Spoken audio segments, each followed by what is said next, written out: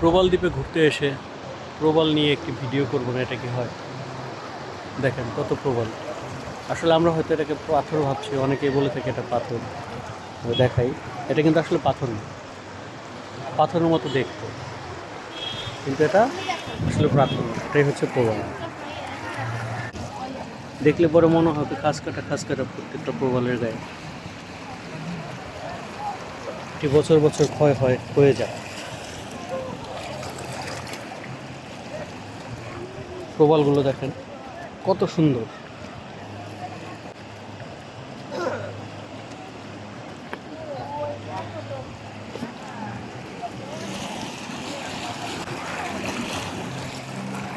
অপূর্ব, একদম অপূর্ব, অদ্ভুতপূর্ব।